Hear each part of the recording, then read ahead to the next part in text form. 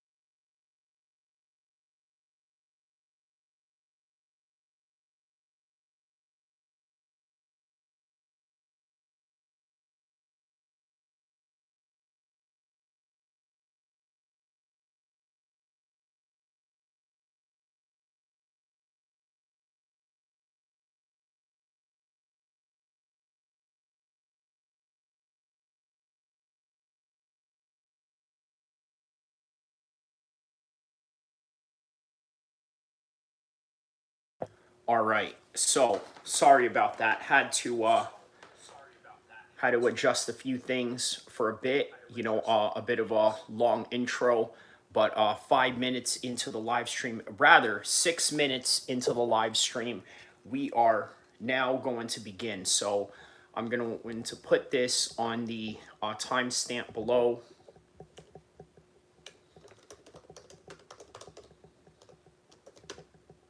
6 minutes into the live stream. So 6 minutes into the live stream, here we go. We're going to talk about Canelo shoving Terence Crawford, which a lot of people made some serious psychological claims, right? And when I mean psychological claims, I'm talking about the aspect of, oh, well, he's rattled. He must be somehow phased by this whole entire fight. Oh, this is going to be an indication of the fight, or this and that and the other, right? I don't know if that's entirely the case. I don't know if that's entirely true. But I think Canelo has always been a hothead, and we don't know if Canelo was just doing that to promote the fight. Obviously, one of the biggest complaints that many people have about this particular fight is that there's not a lot of jazz and pizzazz into it, because quite frankly, there's not a lot of beef that is going into this fight. Shout out to Marty Miller. Good morning to you, my man. I hope you're somewhere having a nice cup of coffee and enjoying your morning. So on any regard, shout out to everybody around the world. It is morning in the United States. It's even early morning in the United States, rather. It's like 9 a.m. I would say about maybe 9 a.m. where Marty is at in Ohio. And then, everybody in the East Coast, it's 9 a.m., 8 a.m. in the Midwest, 7 p.m. in the mountain regions. And then here it is, it's 6 a.m. rather, in the West Coast. So wherever part of the world you're at, I hope you guys are having a good morning, because we got some interesting topics regarding Canelo and Crawford, but also Jon Jones, which, by the way, is a big story going on in the world of MMA right now. And by the way, little housekeeping notes, I do have a video on that particular matter, right? The latest video that I have, Jon Jones retirement, hit and run charges, the misdemeanors of the heavyweight division, PFL. PFL can't pay Francis Ngannou. So that is the that's the title right there. Let me show you a little bit right there. Let me show you just a little bit of the excited for the Topuria fight this weekend. Haven't been this excited for a fight in a while. I hear you on that, Marty Miller, because there's a lot of stake that's on the line with this fight. So we can make, and the fights that the fans want to see, and that's what we try to do. But the minute somebody starts talking about retirement, my philosophy on that, you should do it. Did you know about the stuff that came out of Albuquerque last night? I saw it today. When I saw it today, I said, oh, everybody's going to think this is why you retired. Maybe. Striking, I would say you guys control their crimes and state. So, okay, you guys can check out that video. Obviously, that one is out. It's UFC 317 weekend. I got a prediction that I'm going to drop on that. I did do the predictions already, but it was at a live stream regarding UFC Baku. At least one of the live streams that I did, last week. I'm going to re-upload that, but I'm going to put some jazz and pizzazz into it, and a little bit of some editing job and whatnot. So, yes, we've got UFC 317. It's International Fight Week. Now, look, speaking of International Fight Week, and before I go into Canelo and Crawford, right, do you remember International Fight Week 10 years ago? Okay, 10 years ago, with International Fight Week, it was McGregor and Mendez. Now, that was a very big card. It was even bigger than that card is even bigger than what we have this weekend with Ilia Topuria and Charles Oliveira. It's way bigger. Okay, the Conor McGregor and the Chad Mendes fight, and Chad Mendes was a replacement fighter. if you want to really put that in proper perspective, right? He was a replacement fighter, and it was supposed to be Jose Aldo, and yet that fight probably surpasses Ilia Topuria and Charles Oliveira. Now, it's not something for Ilia Topuria to lay his hat down on, right, or to feel sad about, because Conor McGregor is Conor McGregor. He's a once-in-a-lifetime athlete, but what he has going on for him in comparison to Conor McGregor is that currently he is the better fighter. He is a world champion, regardless of being vacated or not. He's in a world champion fighting position, even more than Conor McGregor ever will be, at least in the current moment of time. But make no mistake, overall, when it comes to the notoriety, when it comes to the attention that Conor McGregor got for that, I believe, what was that? I believe that was UFC 190. What was McGregor and Mendez? What card was that? UFC Mendez versus McGregor. The 189.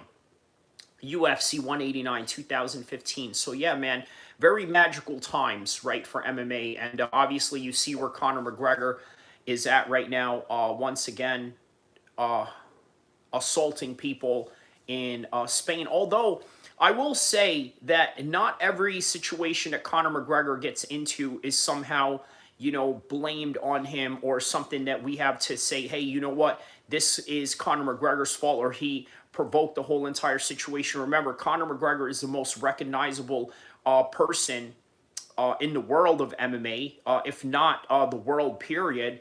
And whenever you run across people, it's either going to be extremely positive, or it's going to be extremely negative, to the point where you get into situations where you gotta, you know, give somebody a right cross one time, you know, for the one time. But on any regard, yeah, different times back then. But now, what we have for UFC 317 is nothing more than just a boxing card at best. But speaking of boxing card, we have Canelo versus Crawford. Does anyone even know what the co-main event, or the main cards, or the full card of Crawford versus Canelo? And the answer is no. We don't know who's going to be on that card, nor do we really care. And I think the Ilia Topuria versus Charles Oliveira fight is sort of like that.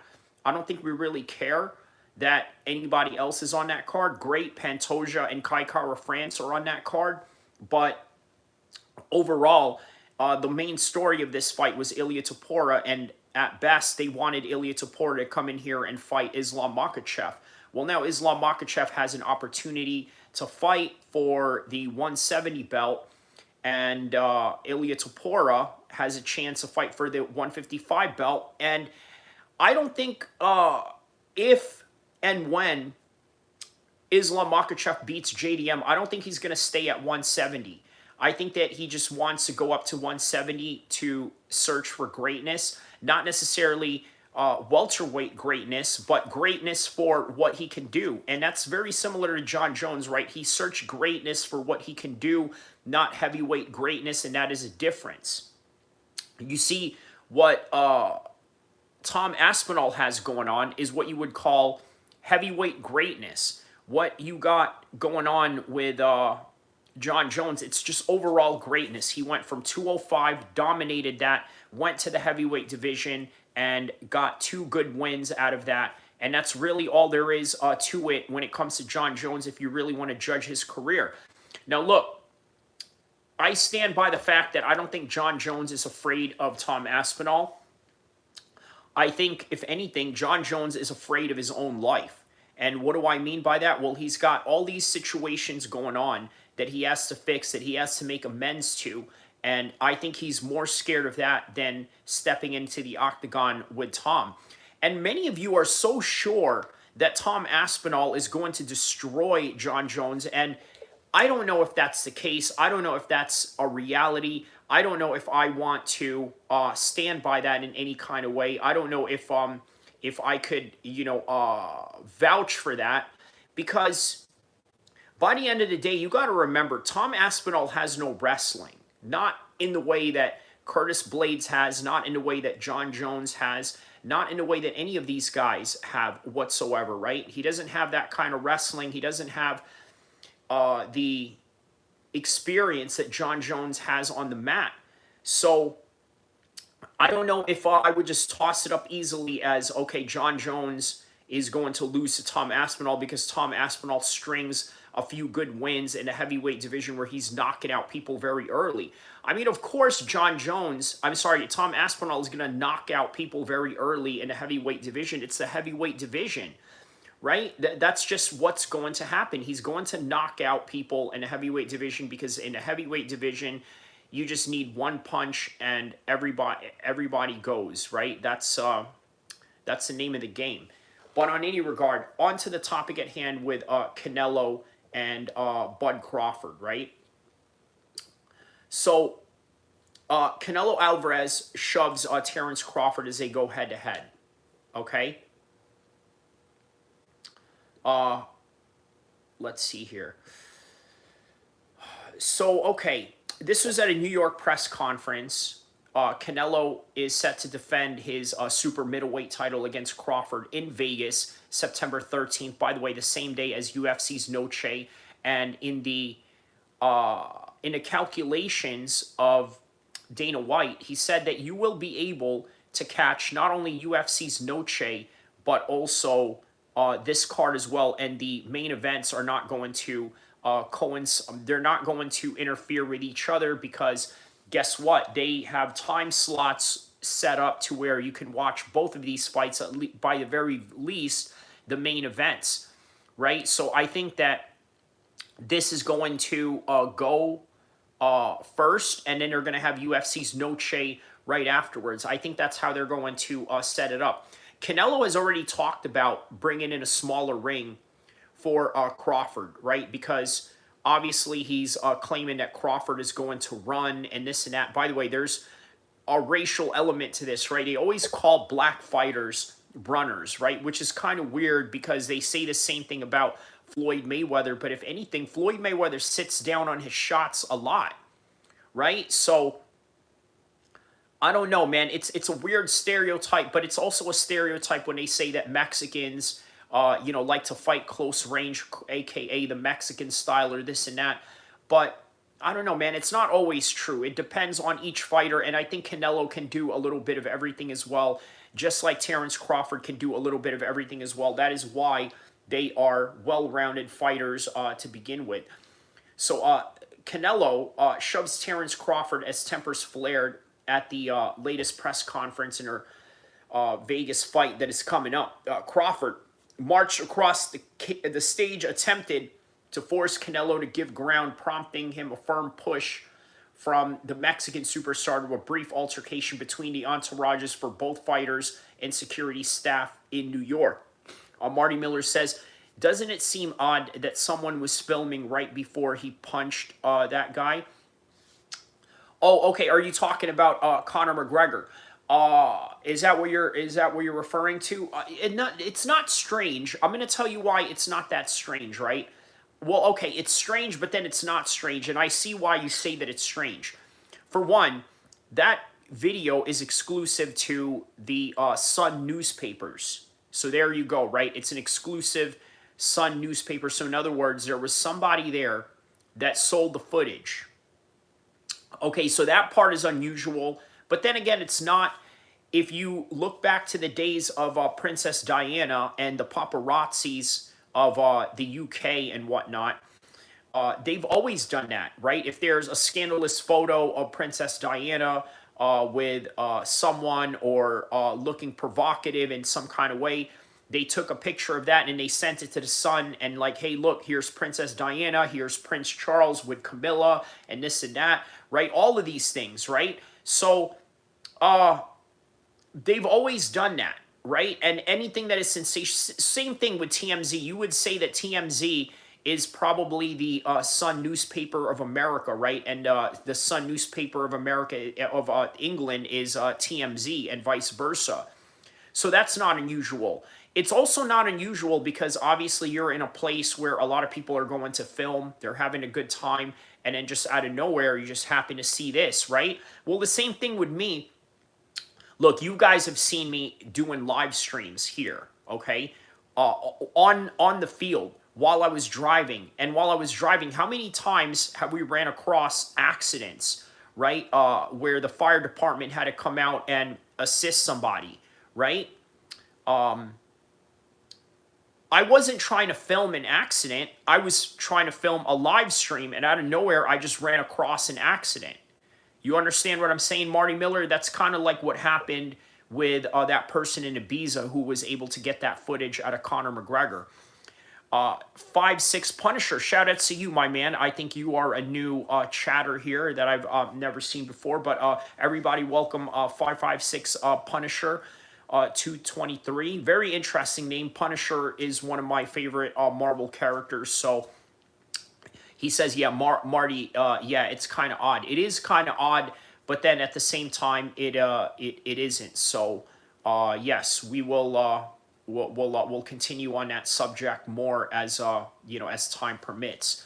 But okay, so yeah, both entourages got into a fight, and that's the thing with Terrence Crawford and Canelo, right? It is all about the entourages, and more importantly, it is all about the fans. Same, the Punisher is fire. I could tell you find the Punisher to be fire, and and in a positive light because obviously you would name yourself after him in a screen name. So, shout out to you, Punisher. Let me know what part of the world you are from, my man. And you are always welcome here anytime. And, very, very appreciative that you are here with us. So, don't forget to like and subscribe as we cover all the news that is going on in combat sports today, including Canelo Alvarez versus Terrence Crawford. Now, here's a juicy part about this. There's a racial element to this particular fight that I think you guys need to be very aware of. Look, the staff is getting into the fights, and guess what? The fans are going to get into the fights, and I'm seeing that same thing right now in my social media, right? A lot of people who are of Mexican descent are just naturally going to be biased towards Canelo Alvarez, and even on the Terrence Crawford side, a lot of my black homies, they're straight up biased towards Terrence Crawford. And rightfully so. They all have the right to be biased for their guy because by the end of the day, combat sports is a sport where there's a lot of tribal elements into the particular matter at hand. And as a result of that, well, people are going to pick sides, and people are going to pick sides based on the person that they look like the most. Because even Dana White said it best, right? We all love fighting. It's in our DNA. We get it. And we love badasses that look like us. So that's really what it comes down for. Punisher says America. And who you got? Canelo versus Bud. I got Terrence Crawford in this one. I think that Bud is a very special athlete. I think he's a once-in-a-lifetime athlete. I think that with the right competition and the right name, Bud can really get up for it, okay? And I think that Bud didn't really get up for Madirov. Madirov's a very tough customer. He showed that. He showed that in his next fight after Bud. And Bud right now is in a fight with somebody who is, I would say, a little bit more skilled than Madirov. But at the same time, not only is he more skilled than Madirov, he's also got a bigger name, and that gives Crawford a bigger motivation to get up to where he needs to get up to. So the racial element of this fight. Look, it's no secret. Mexicans are going to be for Mexicans, and Crawford is going to be for Crawford. And boxing has always played into the elements of race. Now, in the recent times, MMA has been very similar. But before, it wasn't really like that. And MMA, a lot of the beef and a lot of the conflict was predicated on, well, this guy comes from this gym, he trains with that guy, so therefore F that guy because I ride with this guy, right? That's what MMA was in the 2010s. But now MMA, with the likes of Drickus, the likes of Izzy, the likes of Sean Strickland, I think they've made the fight game a whole, I mean, MMA in general, and MMA specifically, a whole lot more racially divided than it ever was before. So it's becoming a lot like boxing. It's becoming a lot like boxing in a sense where we have top heavy cards, and it's becoming a lot like boxing where we have racial elements into the promotions of the fight. So that's just what we have going on with Canelo and Bud. John Wheeler says Jon Jones, the GOAT, greatest of all ducks. Well, I tell you what, man. I'm going to tell you something that I think is going to shock you, okay? Every single one of your favorite fighters are ducks in some kind of way. I know that doesn't, and you know what? Listen, I'm going to pin your comment, okay? Because this is very important to pin right here, okay? Because your opinion here matters, but as much as your opinion matters, we also have to give correction to certain realities. Now, look, you can also correct me if my reality or what you perceive to be reality is uncertain, right? I welcome those challenges. I welcome those exchanges, and I also welcome learning new things. So, very true, because fights are situational. Yeah, that's what it is. It is very situational. So yes, okay. So Punisher says Bud struggled at 154, went tooth and nails with Madurov. Yes, but aside from that, he only had a fight at 154. Skips 160 and is fighting the king of the division at 168. Not only has skills but power. Yeah. I see what you're saying, right? But Bud and Crawford and Canelo are not that far away from each other. You seen Terrence Crawford lately? Terrence Crawford looked like Kamaru Usman, bro. He looked like Kamaru Usman the way that he was built. By the way, shout outs to him and all the Nebraska boys. Obviously, they both come from the same region, but yeah. Abdel Gallo Morales says, now we got a YouTube boxing and Aiden Ross put on an event with Charleston White versus the Island Boy. Yeah! Yo, Abel, that's right, man. I can't believe that fight didn't get a lot of hype, man, because, you know, obviously it's Charleston White, for crying out loud, right? You know, Charleston White has a big following about him. And, you know, obviously the Island Boys is the Island Boys. They got a big following as well. I'm surprised that fight didn't really get the attention that it deserved. Now, I'm sure it did, but it probably got attention from the, you know, type of people that watch, you know, Aiden Ross religiously, right? I'm sure that they tapped in on that. And he's got a huge, you know, following, so that could be a possibility. Marty Miller says guys aren't going to want to take a certain fights at different points in their career because of ranking style, etc. Correct. That's so going back to the reference that I was saying, all your favorite fighters are ducks in some kind of way. Conor McGregor at one point was not a duck, but then you could argue that there are some fights that he ducked later on, right? Or maybe he did, maybe he didn't, maybe it was situational, and this is exactly what Marty Miller means.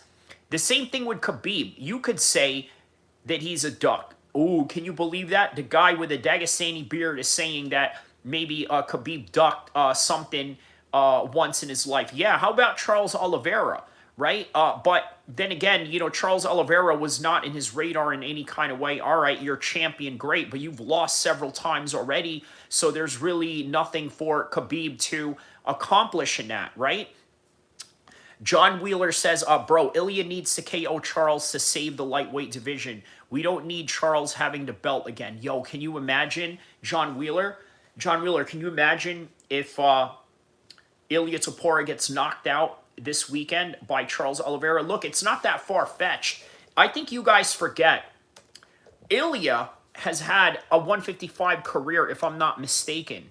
Okay, and we're going to take a look at it right now, okay? I think he has, he did fight at 155 at one point in his career. Now, I'm not sure, okay, hold on. Okay, 151, 139, missed weight. 139, okay, well, bantamweight. Oh, wow. He went down all the way to bantamweight. Very interesting. Okay. All right. So, yeah, okay, so he never had a 155 fight. Why did somebody tell me he had a 155 fight before? No, okay, that's neither here or there. All right, so on any regard, oh, okay, Marty Miller redacted, message here. Let me know what you said there. I was about to read that, but on any regard, yeah, man, he definitely needs to knock out Charles. Look, because we need to make the 155 division interesting, right? Obviously, Islam was making that division what it was. Now he leaves, but then what is Islam Makhachev going to go back to? A Charles Oliveira championship, right? It doesn't make any sense. Punisher says Bud isn't used to getting hit by a powerful 168 pounder. It doesn't mean much to Canelo. He has made way with bigger opponents. Hesitant. You rooting for Bud is valid. I get it, but I think Canelo gets it done. Yeah, you know what? One of my biggest fears as a Crawford supporter is that it goes to a distance. Crawford beats the living heck out of him while going to a distance, and only for Canelo to get the win. Do I like WWE? Sure, sure. I that's why I have the belt. I notice, you know what? I haven't followed WWE the way that I did back in the days, like during the Randy Orton, John Cena days, during the Batista days. Heck, you can even go back as far as the days of Evolution with Triple H, Batista and Randy Orton and all those guys, right? I watched it during that era, but right now, not so much because there's so much MMA and there's so much good boxing going on. And, now that I do YouTube on MMA, it's very difficult to keep up with all the combat sports, especially if you add wrestling into it. So I do watch it casually. Obviously, when John Cena became the bad guy, I got a little more intrigued by it. I just wanted to see this, like, wow, you know what? Over all these years, John Cena has been the good guy. Now he has decided to be the bad guy. So let's run with this and let's check it out. So those are the times where I do watch wrestling. But yeah, I noticed every time I do have, this is my setup now in this studio, in this office that I got. So obviously I'm going to, have a lot of conversations and questions about the belt. So it's a good starter. That's why I kind of put the belt up there. It's a good conversation starter, and a lot of people do notice it. So Felix Guzman Martinez, shout out to you, my man. Bro, the WWF in the early 2000s was the best. Yeah, you know what? Because they had a little bit more leeway back then. They didn't have the type of corporate sponsorships or the private investors that they have going on right now, or public investors rather, going into the TKO company. So now they're a little bit more neutered in how they would approach, let's say, their promotional value of things, right? Like they can't just go and make storylines about, Mark Henry and Mae Young. You remember all that weird stuff that they had going on where they had, Vince McMahon beef with his whole entire family, and then Linda McMahon gets put into the mix. I mean, for crying out loud, Linda McMahon is now I believe she is now the secretary of Small Business Bureau in the United States under the Trump administration, if you can really put that in perspective, right? So they can't be doing all the weird stuff that they used to do back in the days. So, with that in mind, yeah, wrestling is going to be different. But I tell you what, it all adds into the whole mix, right? Because I'm a UFC guy. The UFC is owned by TKO. And now you can't talk about UFC without talking about professional wrestling, which is WWE. And now you can't even talk about WWE, UFC without talking about boxing, because they are all tied together. And the person that brings all of this is none other than Dana White.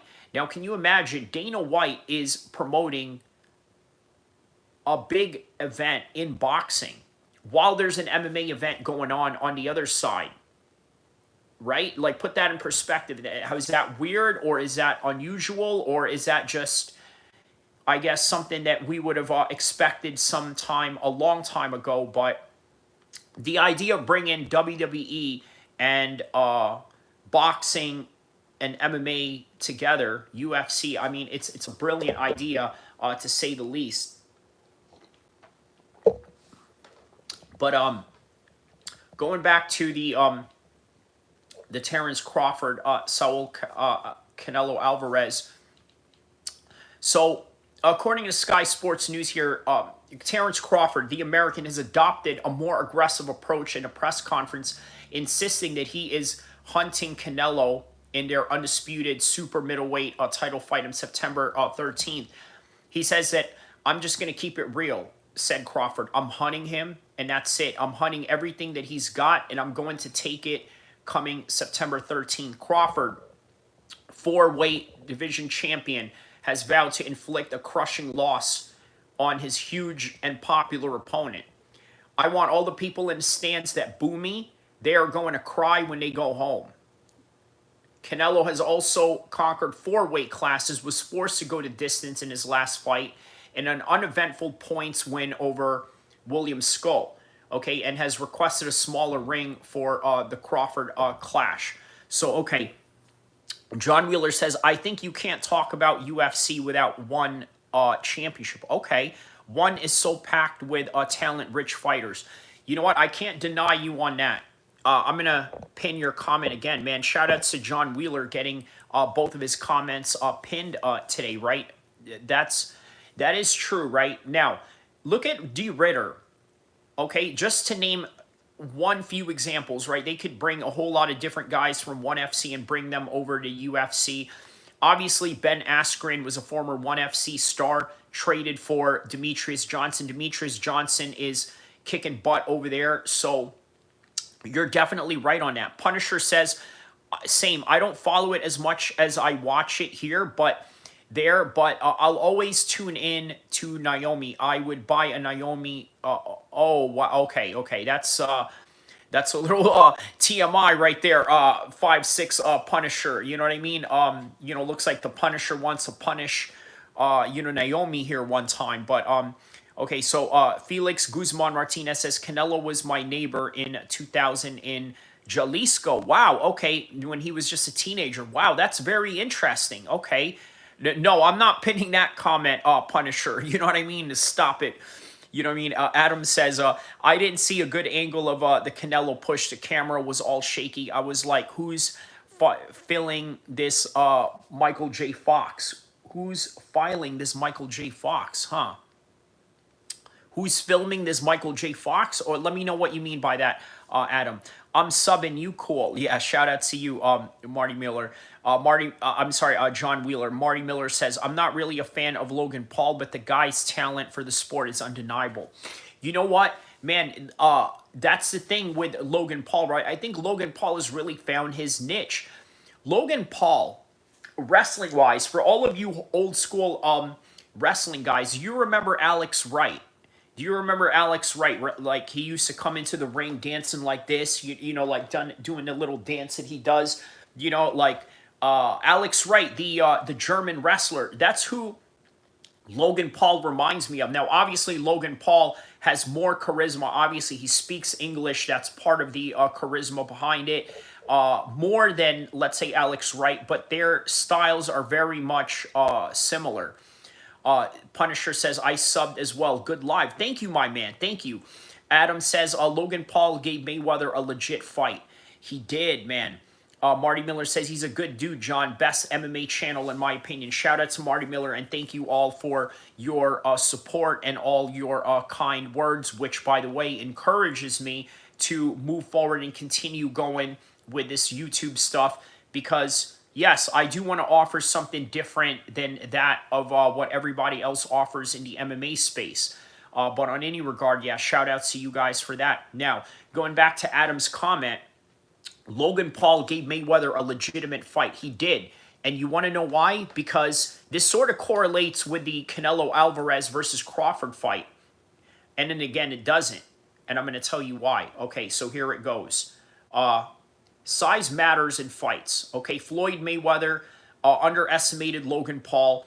That's just really what it comes down to. Logan Paul, if you really wanted and put his effort into it, he could become a professional boxer if he wanted. Now, you have two professionals. One is a 147 guy, barely makes 150, okay, with the skin of his teeth. And then you got a guy who's a natural cruiserweight, if not a real heavyweight, or by the very least, a small heavyweight in Logan Paul. And Logan Paul is not that much of a small man anyway, right? So, of course, he's going to give Floyd Mayweather problems. And I think that Floyd Mayweather was resting on the idea that, hey, you know what? I'm an undefeated fighter. I'm more of a skilled fighter. I'm more experienced. So therefore, I'm going to run through Logan Paul. Well, Logan Paul says, not so fast. That's not how we're going to go about it. And that's that, right? So, what did Canelo say in the press conference? He says, you need to put a small ring here, he said, right? Requesting this by Turki El-Sheikh. But Crawford responded quickly by saying, the only running that I'll be doing in the ring is running upside your head, and I can assure you of that. Facts. And he's got a big head, too, according to Crawford. Now, Crawford is stepping up 2 divisions to face Canelo after defeating Israel Madurov, and that was back in... Again, a lot of people are referencing that fight as something that is indicative of what they think how he's going to do against Canelo Alvarez. Now, look. What about Canelo Alvarez and Skull? Is that indicative of anything? Look, in all honesty, you want to know what's weird about that Williams Skull fight? I thought Williams Skull won that fight. I really did. I really did. But let's think about this, right? Who was hosting the event? Who wants Canelo to win in the investment of bringing Canelo to fight Terence Crawford? You understand what I'm saying? And here's another thing, too. Turki El-Sheikh said something to the effect like, I don't know why I sit next to Canelo. I want to sit next to Crawford. He said this in their press conference during Riyadh, the World Tour. Obviously, they go from Riyadh, then they went to New York Sunday, and then after Sunday, they're going to Las Vegas, which is going to be in International Fight Week. So all of that coincides, right? So very brilliant marketing strategy on the part of TKO, right? They start from Riyadh, go to New York, right after UFC Baku, and then after that, they fly over to Vegas. International Fight Week, UFC is over there. So for those of you that are wondering why Dana White is promoting this fight, there it is, right? There's the UFC involved. You look at the UFC's numbers when it came to their social media engagement during the Terence Crawford, Canelo Alvarez presser. That is the reason why they put Dana White in here, so they can catch off the clout off the UFC fans, right? And then, of course, it's almost like saying to the UFC fans, hey, listen, I kind of want your permission, guys, because, you know, we're going to hold this fight on the same day, but I also want you guys to cooperate with me by watching this fight, but also watching this fight as well. You see how it's kind of helping the TKO Zuffa boxing brand? And so Abel says, how do you think the Crawford versus Skull fight would play out? If Skull was to fight Crawford, you know what? It would look exactly like the Madurov fight, in my humble opinion. That's exactly how it would look like. I think that it would look like the Madurov fight between Crawford. So, yeah, Dana White looked shocked at that shove. By the way, so, yeah, here's the thing about with Turki El-Sheikh, right? Do you guys think that it's a good idea for him to act as a fan, right? Because he's showing favoritism.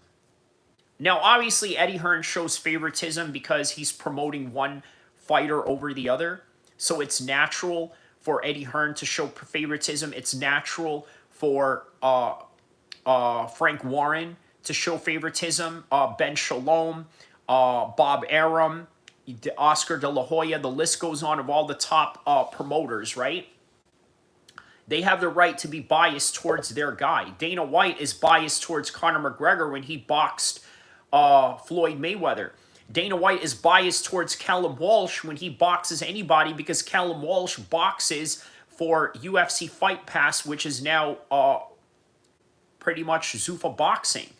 So, okay, Marty Miller says, I think it was due to Logan's size and unorthodox approach and style. Correct. That is the reason why he was able to do what he did against Mayweather. Size, unpredictability, and also, just the sheer athleticism of Logan Paul can't be denied. Look, I know you guys don't like him. I know you guys think he's this, that, and the other, but you can't deny a man's athletic ability, at that. You know what I mean? That's really what it comes down to. Like, similar to here, right? Look, there's a lot of guys that come in here on this chat, and you guys right now that are currently on this chat, very respectful, love you guys dearly to the core and appreciate all the love and support that you get. But obviously, you guys are also here when I get trolls, right? They'll say things like, oh, well, why do you even talk about fighting? You're not a real fighter, or you never fought, or this and that. And the next thing you know, I show them a few training videos. I show them a few fights, clips of here and there. And all of a sudden, it's like, okay, well, I just don't like the guy, right? They don't like me for whatever reason. Maybe they don't like me because of my, no mustache, beard, because, I look like a Dagestani fighter. And as a result of that, I look like a symbol of somebody that they hate, maybe a symbol of somebody that lost a lot of money, in one of the bets that they put on against a Dagestani fighter. I don't know, but you cannot deny talent is what I'm saying, right? You can, hate a person for whatever reason you have, and sometimes those are legit reasons, and sometimes those are non-legit reasons, because let's not mistake the fact that there's legit reasons to hate Logan Paul, right? Obviously, the whole Japan thing where he made fun of, dead people in a forest wasn't cool to begin with. But on any regard, you can't deny the boy of his, athletic prowess. You can't deny him of his talent in the WWE, and you certainly can't deny him, of my opinion, his win against Floyd Mayweather. Like, if you really want to put that in perspective, he won that fight. They just did it under an exhibition to where you can't have a winner. Marty Miller says, oh, wait, no, hold on. John Wheeler says, I think it's deeper.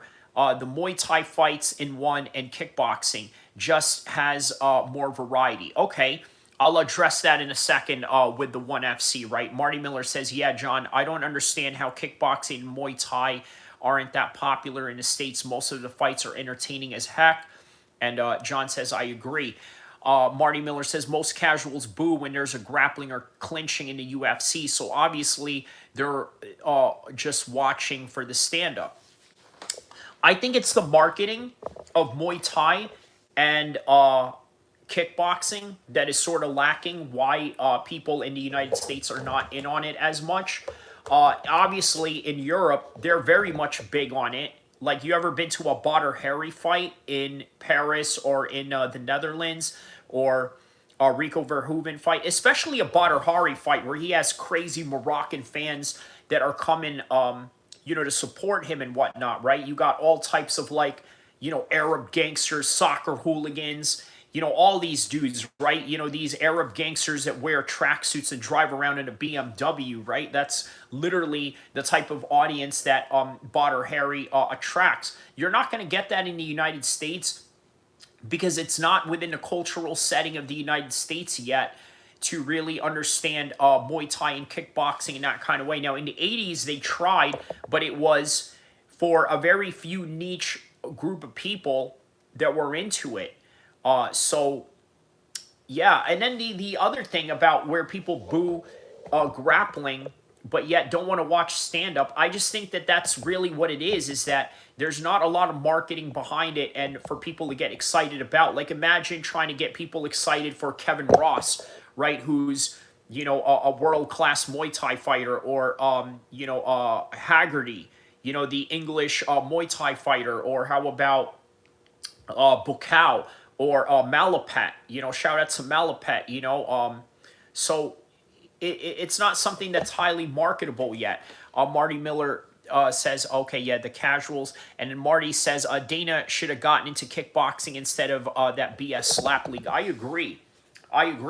Look, out here in Sacramento, we were famous for holding down hybrid events where you got Muay Thai fights. Because, by the way, Muay Thai is very big here in Sacramento, right? At least in the you know, in the regional sense and in the amateur systems that we have here. Look, when I won this Muay Thai trophy right here, a lot of the guys that were competing in Muay Thai at that time, it was literally like pro level, and this is an amateur title. Okay, like put that in perspective, right? It was literally like a pro level because Muay Thai here was so good that even some of the MMA fighters were training with a lot of the amateur Muay Thai guys to get better at their striking. Right, this is a reality in Sacramento. Right, we used to hold events where it would be hybrid, an MMA and a Muay Thai fight in a cage.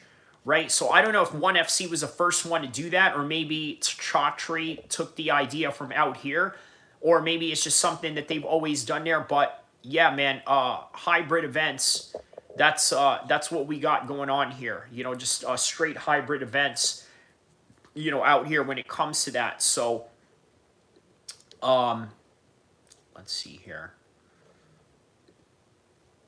Let's see, I was just looking at the description just to see what other topics that I did not, that I missed out on or did not miss out on.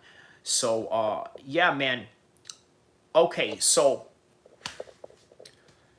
this fight with Canelo Alvarez, it's going to have a lot of racial elements to it. Every time Canelo Alvarez fights a black fighter, especially with prominence, like I'm not talking about just any random black fighter. I'm talking about with a name like Crawford, like Mayweather.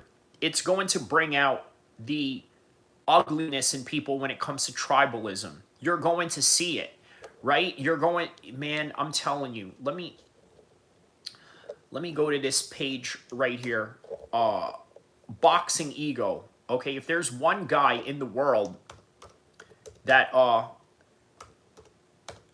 basically you know, throws race into the mix, it is Boxing Ego. Right, let's hear what he has to say about this Canelo Alvarez situation right here.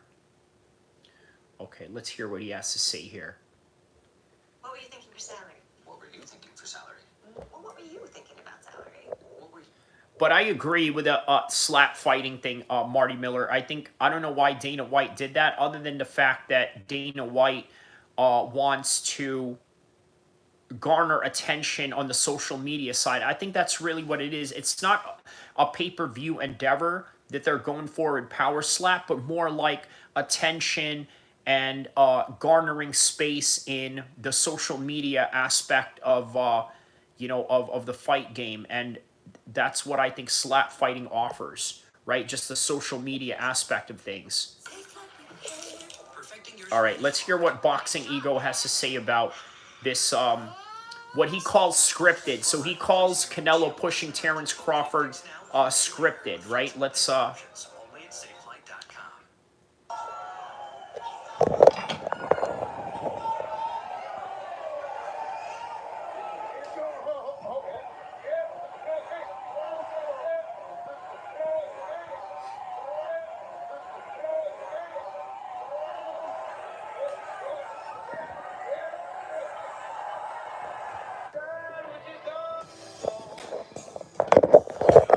look. The shove was very it was very minute, right? It was like I don't know, man. It's like one of those little pushes or whatever, like you know, get out of the way, you know what I mean? Like that. Like one of them type of pushes, right? It wasn't like really yeah, I don't know. Let's hear that. Let me talk about this and what really happened. The second press conference. Oh my goodness. Now, first of all, some people were like, man, Ego, what you think about the second press conference? Canelo pushed it. Canelo pushed him in Bud, just walked him down, Bud coming for crowd. I don't care, bro. Listen, I didn't do a video because... Shout out to Omar Tamim. Yo, how are you, brother? Assalamu alaikum wa rahmatullahi wa barakatuh to you, my man. Because that was sketch. That's why I didn't do no video. Stop asking me. I'll get to the video when I get to the video. Bro, I ain't gonna front. That looked very WWE to me, bro. Diamond Dallas Page, Shawn Michaels, Intercontinental, Sweet Chin Music. That looked very scripted to me, right? So, yeah, I didn't rush and immediately make a video for it. Look, so he's inciting that the shove was scripted. Look, I don't know about that, but you know what? Turkey El-Sheikh is sort of pushing everybody to promote this fight. Get it? Pushing. So with that push, it motivated Canelo to push something, to push an agenda. You get what I'm saying? So Marty Miller says, didn't Jeremy Stevens get kicked out of the UFC for shoving a guy during a face-off? Now, that was a shove. Yeah, Jakar Close, right? He shoved him so hard that I think Jakar Close had to pull out of a fight. Right, but those are like once in a few circumstances. And look, if you're getting injured from a shove, man, and especially you're a UFC level fighter with the likes of Jakar Close, you probably have an underlying injury prior to all of that, which just exacerbated as soon as the push happened. But yeah, I remember, that's a very good reference, Marty Miller. I remember that vividly as well. Yeah, you know, he says, what's up to Omar? Yeah, man, everybody welcome Omar as well, man.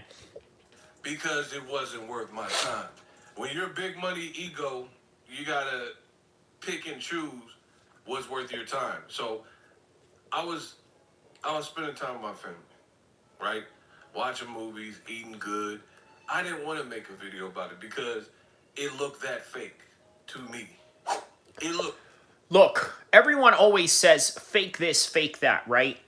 Man, look, just because something seems unusual to you, it doesn't mean that it's fake. Just like what they say about the Jake Paul fights. Oh, well, that fight is fake. Okay, well, why do you say that it's fake? Because he's a YouTuber. He shouldn't be knocking out MMA fighters. Okay, but it's fake.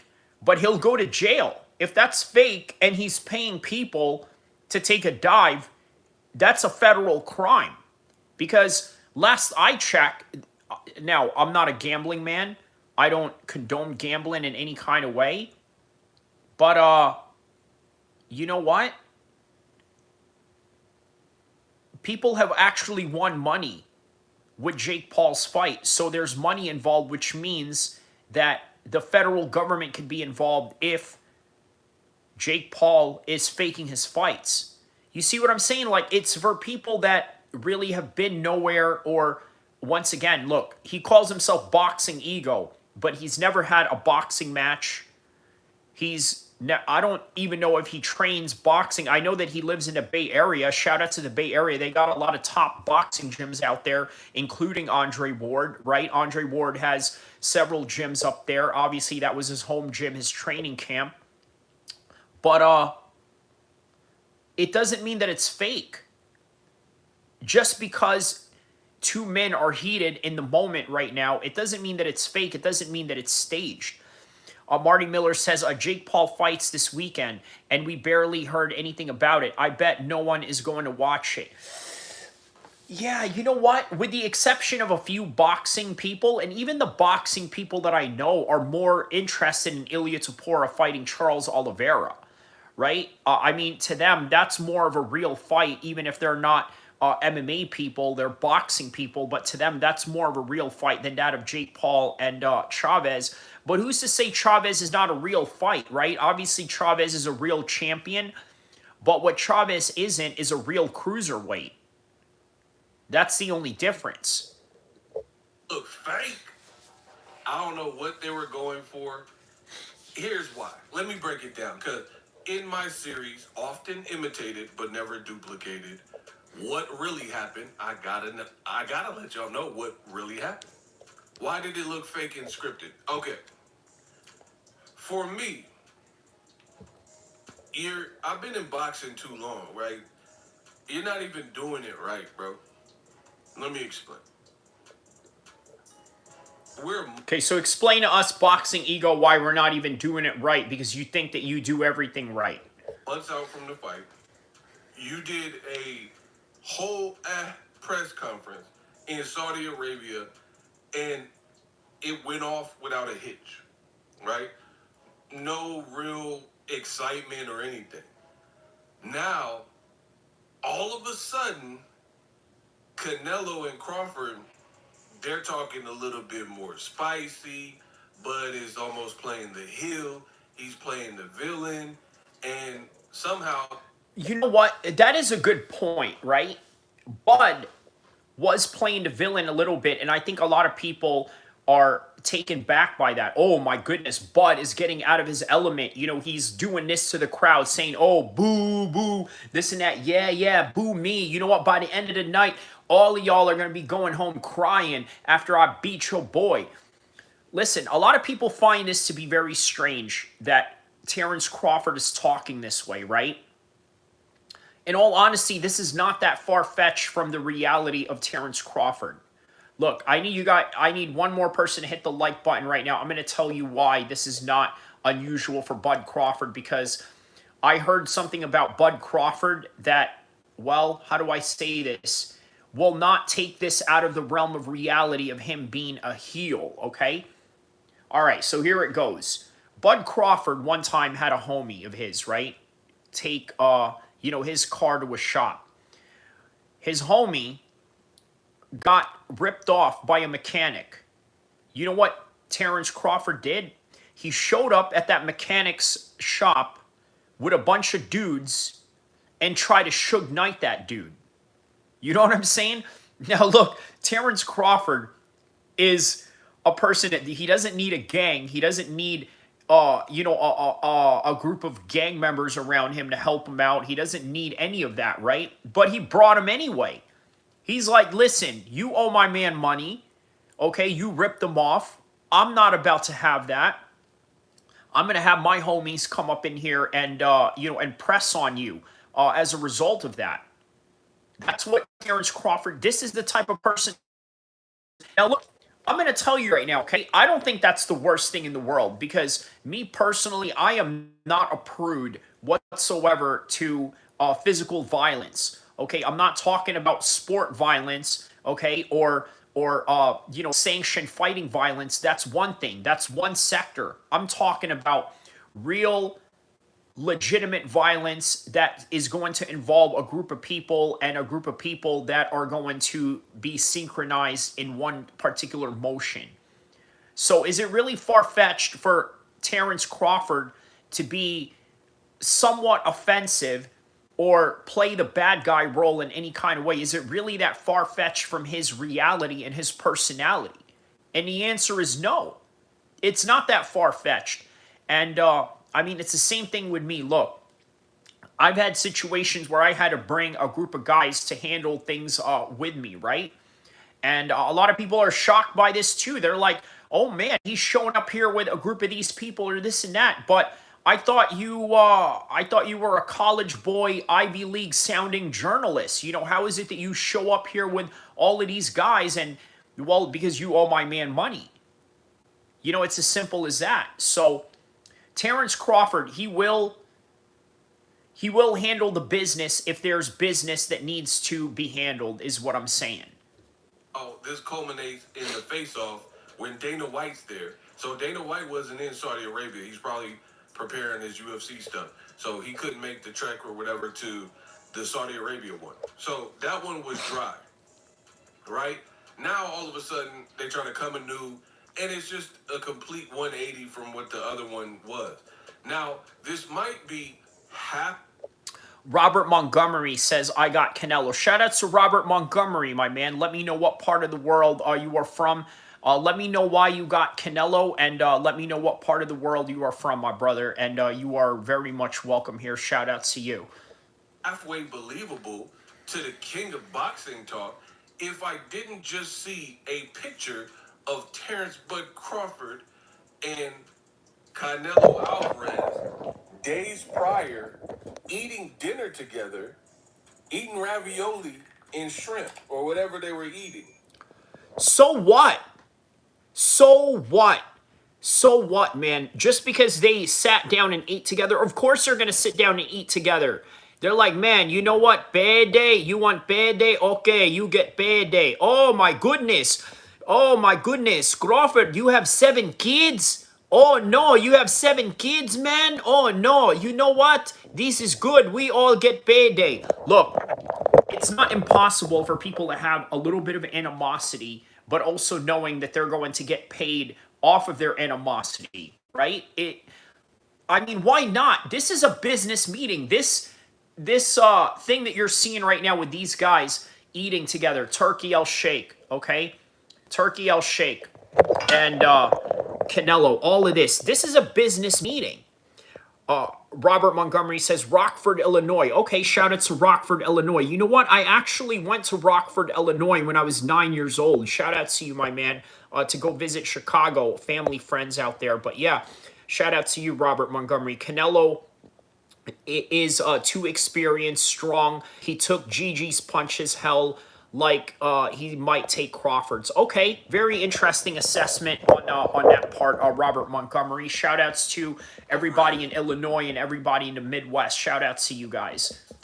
Days prior, eating dinner together, eating ravioli and shrimp or whatever they were eating, lamb and chicken falafel rice, rice kebab chicken falafel rice, or whatever they were eating. I didn't study their. My man trying to put on some Arabic accent while saying falafel, rice, and lamb. Yeah, shout outs to Boxing Ego for that one. Like that, right? So you're eating a feast together and you do a photo op. That was it for me, right? Not only that, you were with Piers Morgan and you're within inches of each other. He says Piers Morgan. It's Piers Morgan, but he calls him Pierre Morgan. Oh my God. Boxing Ego called Piers Morgan Pierre Morgan. Yeah, that was a good interview. Him and Canelo and Terrence Crawford. Man, you know what, man? They don't give Piers Morgan enough credit for being a good journalist. I know he's had some scandals back in the UK back in the days, but yeah, man, Piers Morgan is he's a good journalist, man. He had Suge Knight come on the other night. You know, he had a great interview. Who else? He had all these people from the Israeli camp all the way to the Palestinian camp come in there and have debates. I mean, yeah, man, shout out to him. He's a good journalist. Sitting down, having a whole conversation, and if anything, y'all was getting at Piers Morgan when he said... Pierre Morgan again. He goes at Pierre Morgan.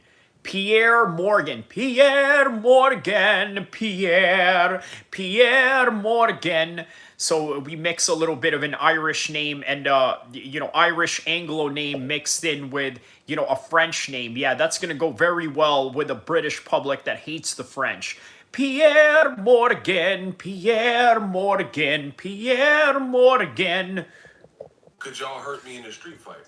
Drizzy Drake says, I got Ilya KO, Pantoja subs Royval, decision Moicano, decision all W's. Yeah, I think I agree with your decision on that one, Drizzy Drake. I think I agree with your prediction.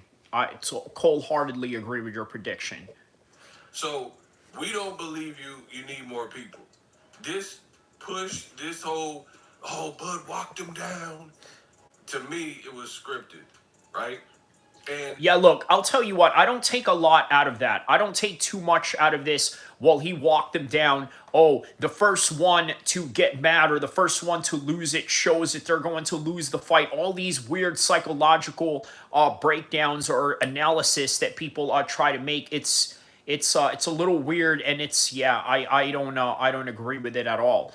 Right? I don't think you can take much from it, and I don't think it has really anything to do with the reality and the skill that these people have.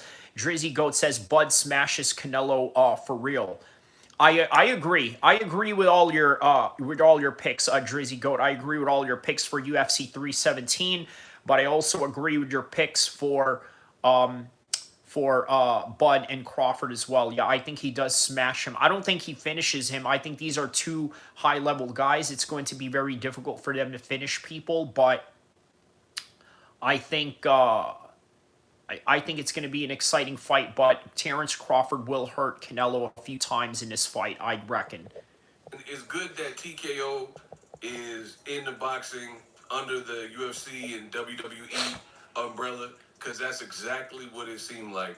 WWE, right? And This is the biggest fear that a lot of people had, right? TKO coming into the UFC and now taking over boxing. They're afraid that they're going to create some kind of WWE scripted type of scenario, right? I don't know if that's the case, man. Look, I think they know how to separate WWE from the real fighting now. I think they can complement each other. And maybe this is what Boxing Ego is talking about, the way that they're complementing each other by learning these tools and trades of fight promotions and marketing from the company and from the sport that does it best, which is WWE. and it's kind of a weird way to go, because I'm all for trash talk. Don't get it twisted, you know? But it was like, I'm going to make y'all cry. That part was pretty funny. I didn't mind that, right? But when we got to the face-off and then you're pushing them, I mean, it just screams like, we need to get this buzz up, so let's do something different. Now, earlier on, I was like, I think they're watching my content and responding to it subliminally. But now I know that is the No, that's not the case. That's some straight main character syndrome on the part of Boxing Ego, man. You know, that's not what it is. They're not watching your content. Everybody has all similar takes. Everybody is thinking about the same things. The only difference is how we deliver it as YouTube and content creators. But let's move on. case, right? With Asana, you can manage any kind of work, from project intake. A little commercial brought to you by Asana. Manage any kind of work there is out there. Try Young. for free today at asana.com. And that's what happens when you're the best in the business and it's not even close.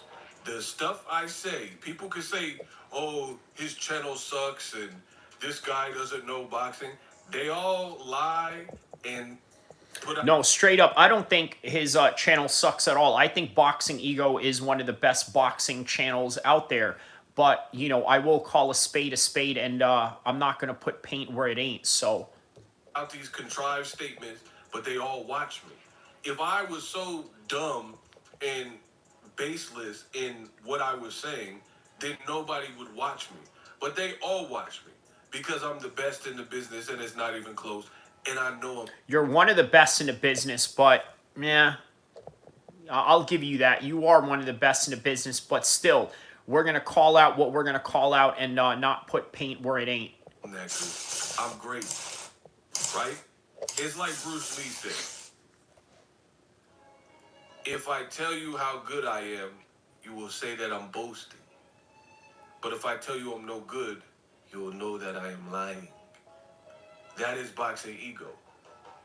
And I know some fans, they're like, man, if you were really the greatest, you don't have to say it. The fans will say it.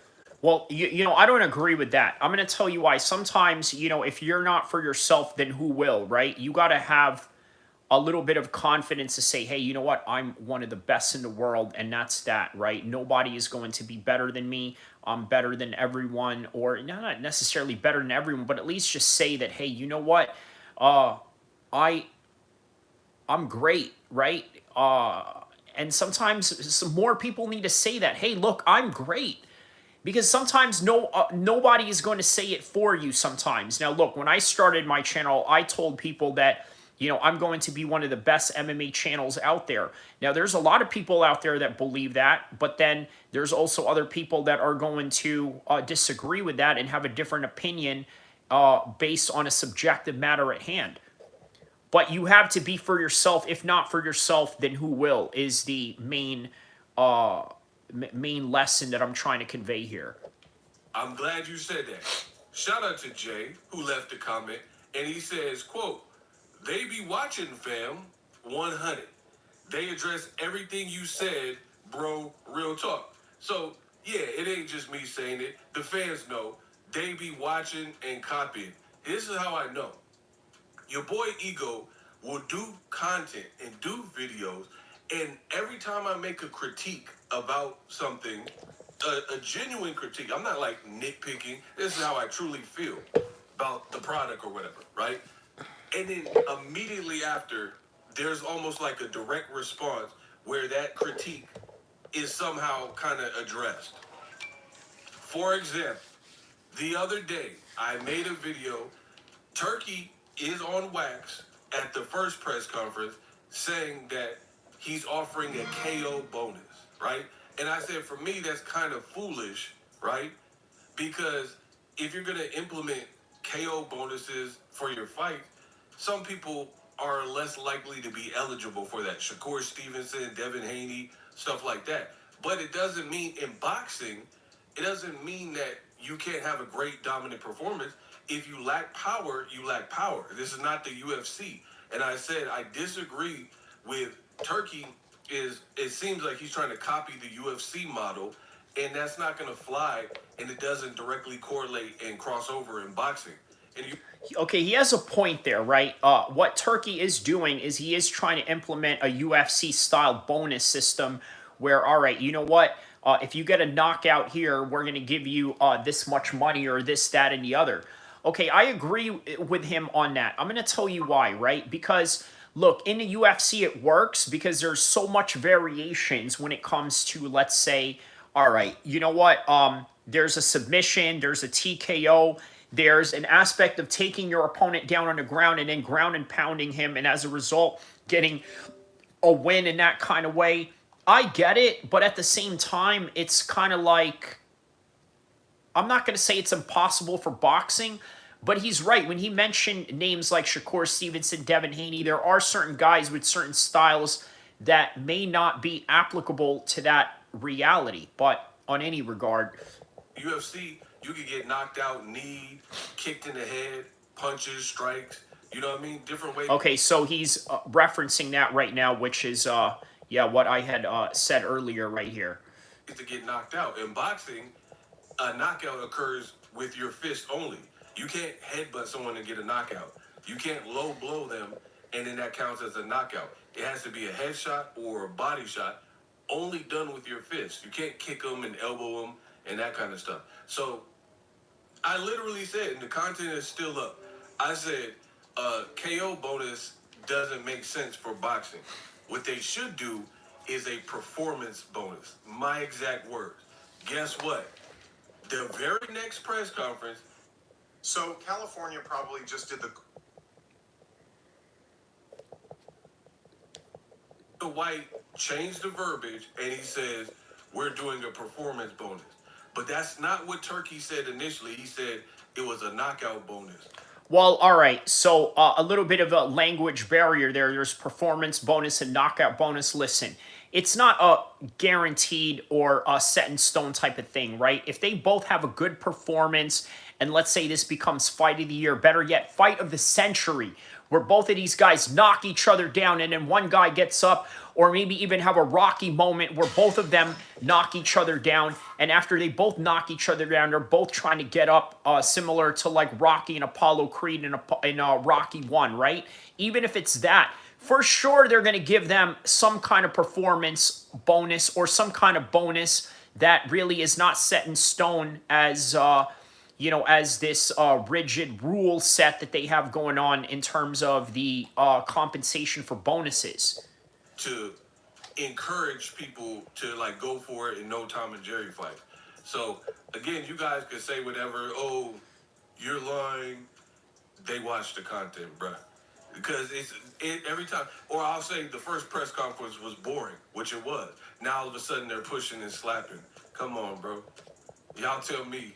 It like I believe there's not that many coincidences in the world. But either way, I thought it was over the top, considering the guys had been next to each other for weeks and stuff. Now all of a sudden they're sworn enemies that can't stand each other. And then Crawford.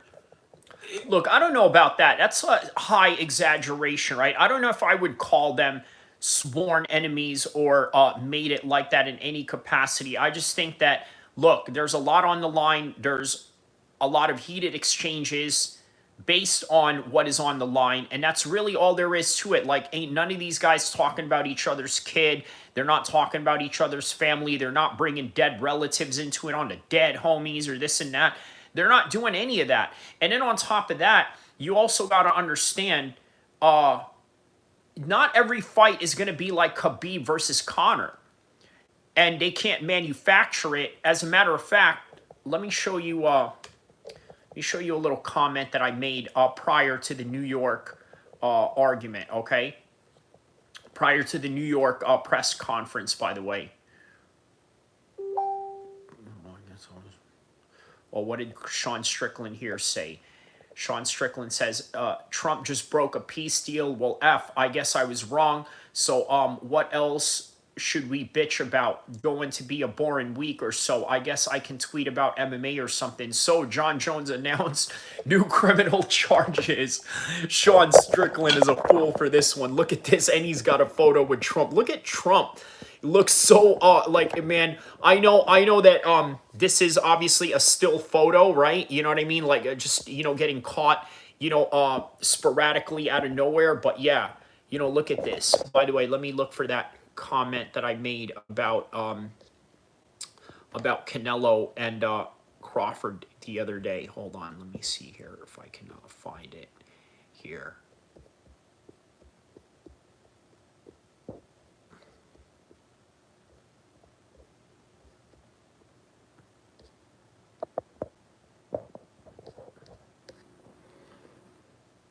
No, that's not it. Hold on.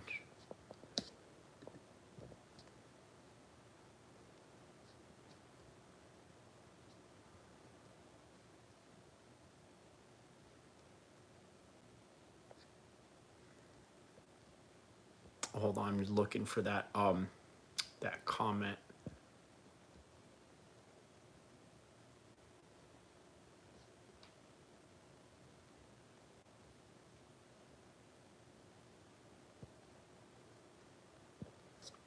I can't find it. They probably took that down, but on any regard.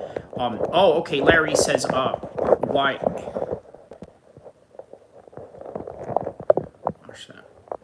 Okay. Larry, no one cares for your opinion, my man. You know, as a matter of fact, I'm going to put you on timeout for 24 hours. No one cares about your opinion. Sorry, brother.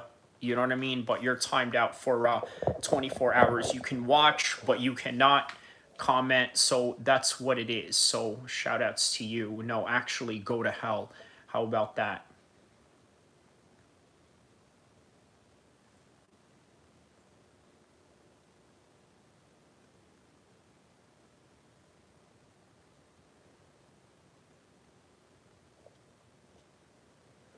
Okay, so let's move on to that particular subject. It felt fake. FAF. You know what I mean? Crawford's like on his Twitter, whatever, social media. Oh, you gonna pay for that weak push? That's not even his character. Like, Crawford has had some real bad blood. So this is where boxing ego is heavily mistaken. He says that that's not in his character. This is a guy who showed up at a mechanic's house, okay, for not producing, you know, proper work, and then asking for his money back. I don't know if that's highly accurate, but in any regard. Bloods before. Jose Benavidez, Hank Lundy, those felt organic. Canelo has had some genuine bad bloods, right? With Triple G, you know, after the first fight primarily, like mostly in the second fight, because Triple G was saying he's a juice head and he's on steroids, right? So there's bad blood. Caleb Plant, Edgar Berlanga, all these guys definitely got under Canelo's skin. But from what we've seen this whole time from Canelo and Crawford, they're nothing but respectful. Even Crawford said, I respect him as a fighter and an opponent, and he's done this, and I haven't had the big resume name, but he has, so I respect him, blah, blah, blah. Now all of a sudden they're pushing each other. Come on, bro. It felt forced and it felt scripted. I don't know what it is about this fight, but the more they do, the more it feels like a reach, right? You got Dana White and WWE people and all these people involved, then you're like, oh, let's bring Max Kellerman back. Everything just feels like a gimmick. You know, I'm not into gimmick boxing. Like, let me just throw some money at it and pay for this and Well, in other words, what Boxing Ego is trying to say is he's not for fun, right? He doesn't want this to be fun. He doesn't want to have the extravagance or the pageantry. Look, boxing is about pageantry as much as it is about sport. It's about bravado as much as it is about competition. It is more also about entertainment than it is competitive architecture. It's just the way that it is. try to, like Chris Eubank and Conor Ben went viral. They were beefing. That seemed like real bad blood. Rightfully so. The two fathers fought. There's a lineage there. Conor Ben's always kind of like hot-headed. Chris Eubank hit him with an A. I have no problem with that because to me, that truly felt organic. You didn't see videos of Conor Ben and Chris Eubank sitting next to each other, like directly next to each other, like we seen Canelo Crawford. So people were like, "Oh, Ego, where's your reaction?" I purposely didn't do a reaction. I got stuff to do, and that looked so like fluke and fraudulent that I didn't really have an immediate reaction. I didn't have to rush the video out. It seemed weak. And again, this fight, it seems forced. The weight class, how they're trying to jog it up and, jog up interest. I hope I'm wrong. Well, you are wrong because all Bud is trying to do is search for greatness, and how you do that is obtain titles in multiple weight classes. I hope it delivers and it's everything that people are saying is going to be. I know I've been very pessimistic, but You been pessimistic? How about really pessimistic at that, right? I have to go off of red flags and what I'm seeing. And I don't feel like great boxing needs to be sold per se, right? You don't have to go above and beyond. All you have to do is just make the match and organically let it play out. Well, look, I think that when you have a magnitude of this fight, you do kind of have to sell a little bit. But I think it's just a philosophy that Boxing Ego has where, all right, he just wants to keep this plain Jane and nothing else. And yeah, I think it's sometimes a little bit more than that. David Benavidez, Caleb Plant. Beautiful execution. PBC knew the two didn't like each other. All they had to do was really make the match and then get it cracking. Billion-dollar brands, cutting resource corporation. Right? Versus, like, let's say Pacquiao and Barrios. The selling point is more like this is Pacquiao's comeback fight. Barrios is big. He's a champion. Manny Pacquiao, I just want to, I believe, 46. This is how their PBC. Yo, I swear, Boxing Ego makes the funniest Manny Pacquiao impression ever, in my opinion. Who does a great job of it. This is how they're selling the fight. Comeback fight, Pacquiao didn't look so great in the exhibition. He's at an advanced age. Barrios is bigger. He's a champion. How is it going to play out? Can Manny defy the odds? That's a great storyline. Even the Canelo Crawford, they messed up. Like, Jake Paul, right? He and Mike Tyson, some people said that looked scripted when Tyson slapped him. But they were smart enough to do it the day before the fight. So I'm sure it hyped up interest right before the fight because people are already kind of curious about, hi, me, Mike Tyson, I'm about to fight Jake Paul. Jake Paul, I Jake Paul and Logan and all the Paul brothers, right? So people are already kind of curious, and then that slap pushed it over. So it looks like that's what they're trying to manufacture here with Canelo and Crawford. Two guys that seemingly have been on all promotion.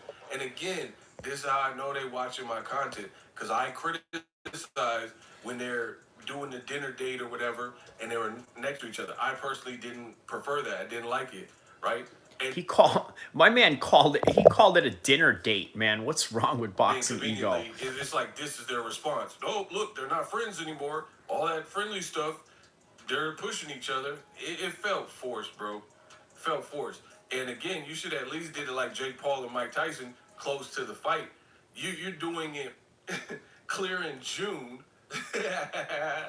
You're pushing each other in June. That ain't gonna last all the way into September. So I disagree. I disagree with that notion, and I think I'm going to stop Boxing Ego right here, and I think I'm going to stop right here as well. So if you want to see the rest of that, check out Boxing Ego's channel. Also, not just his channel, but also his video on this particular subject matter at hand.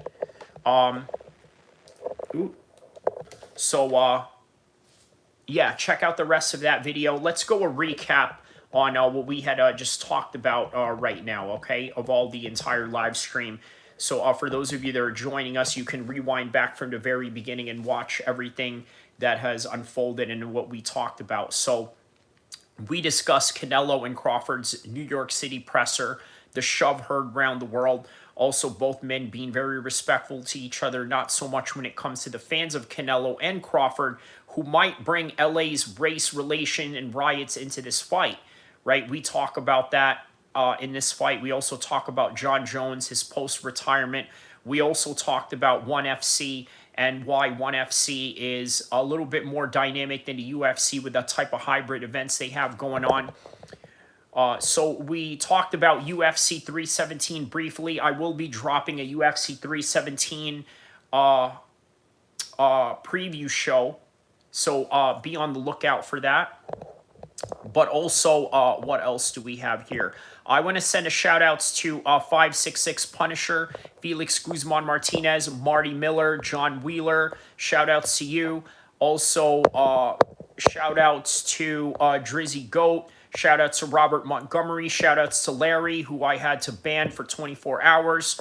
Omar Tamim, shout outs to you. And shout outs to Abel Gallo Morales. Shout outs to Adam. Shout outs to you. What did Adam here say? Yeah, I didn't see a good angle. Oh, okay, that's what he... Yeah, I still didn't know what he meant by the Michael J. Fox comment. But on any regard, shout out to everybody. A good morning to everybody around the world. A good afternoon. A good evening, wherever part of the world you are at. Don't forget to like and subscribe. I will see you in the next one, inshallah. Oh, and by the way, one more thing. Go check out my Jon Jones video that is out right now. Okay, I'm going to give you a little bit of a preview of it, and then we'll go from there.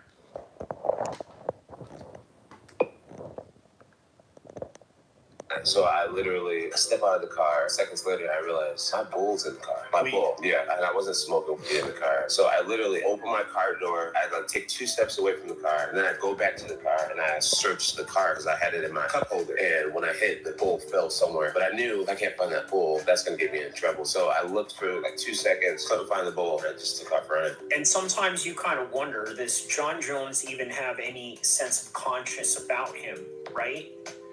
Does he even care? Or is he just an opportunist that was trying to get out of accountability? Why didn't you look at the other car? Because I knew I smelled like alcohol. It all happened so fast. From the time that I hit, I was over a fence 8 seconds later. And I just felt like if the police came, it would be a bad situation for me. And I just thought the person that I hit had to have been okay because I was totally okay. Now, absolutely make no mistake about it. Jon Jones is a trained killer. You know what I mean? So if you guys want to see the rest of that video, check it out on my video section, latest video that I have. Don't forget to like and subscribe. I'll see you in the next one, inshallah.